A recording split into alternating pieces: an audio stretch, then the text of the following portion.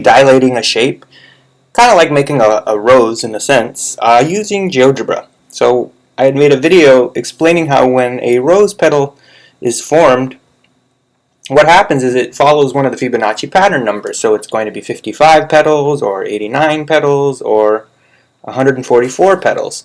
And in doing that, it'll make a perfect spiral. But we're going to do far less because we don't want to do 54 or 89 or 144 petals. We're going to do just 20 rotations.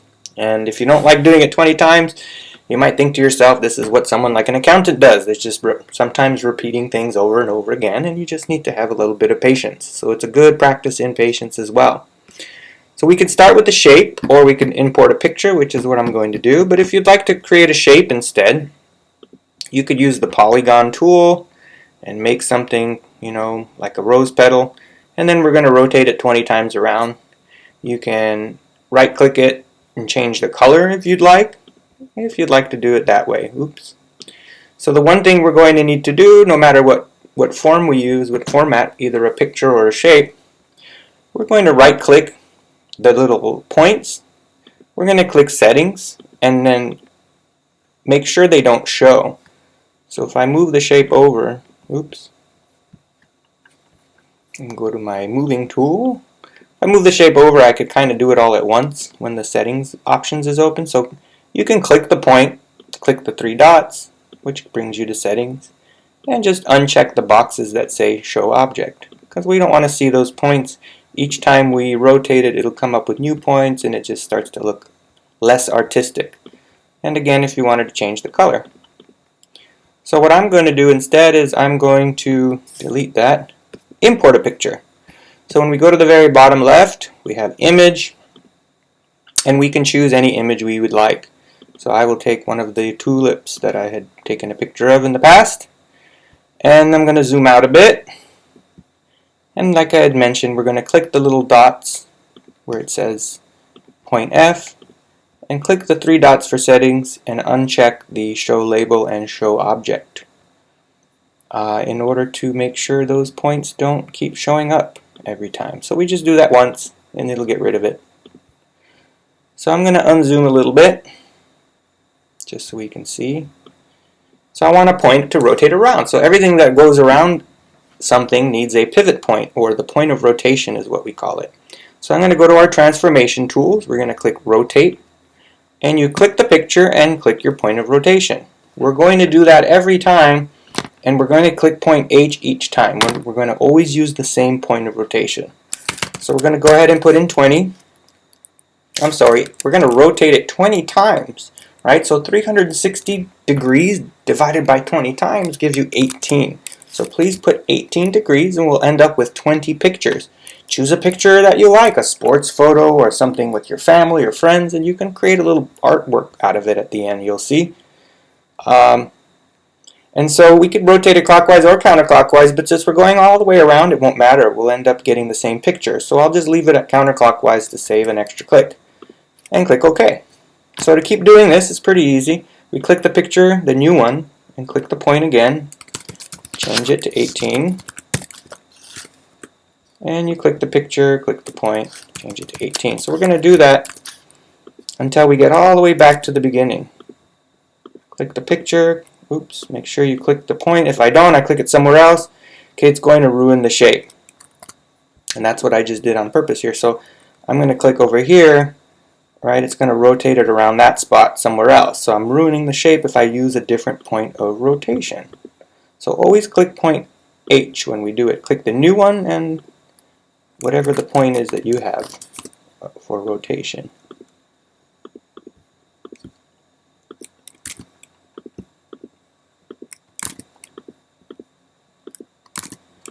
And it's almost as if when you're doing shapes like hexagon and decagon and dodecagon, when you get to like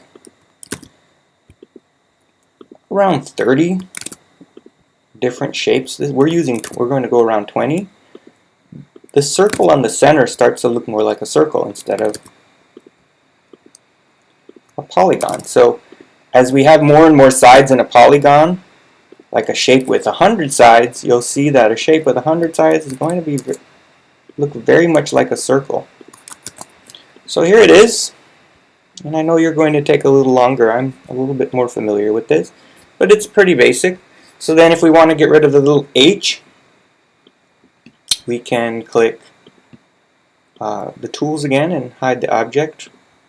I'm just going to hide make sure I show the point but not the letter. And then if you'd like, you could do a quick little shape. I'm going to click circle with center. We've done this before in class just for the heck of it. I'm going to get rid of that.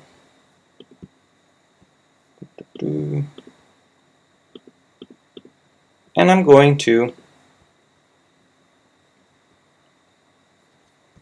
well, maybe I won't. I was going to say we could make a design in, sort of like this. I made a design in the middle. For anybody who wants, we could try to do that, but what we can do, well, I could take a circle. I'm going to do a circle with center, and actually make the circle so that it's somewhere in between the center and the top. So I'm going to kind of make the circle right there. I'm going to get rid of the points, and this will be optional if you wanted to make a cool design or not. Unclick that, unclick that. I don't want to see the points, and I'm going to unclick I, and I'm going to unclick J. So I can choose a cool color, maybe yellow since that's what I have going around, or maybe the red even. Oops, I didn't color it.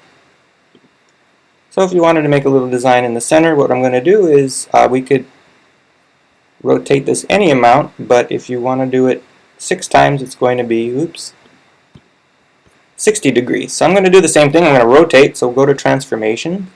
I'm going to rotate. So this is optional. You don't have to do this little pattern in the middle. If not, you could skip to the end to see how to move around your shape. So I'm going to click the circle.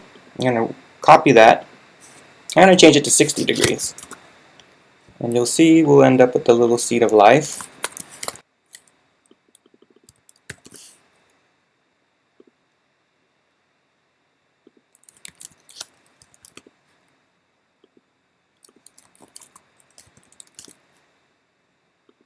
And the reason I'm doing this is it kind of makes it cooler when we do the last step. So the last step is going to be just for fun to rotate it. And you could take a picture of this, then the rotations 20 times and just turn that in, or you could start to change it. So I'm going to grab my move tool. So go back to the tools we were using, and I'm going to grab the center.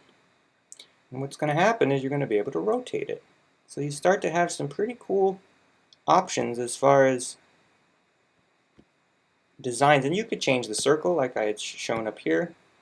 You could make it 18 degrees, 20 degrees, anything that you could divide by 360 will go all the way around evenly.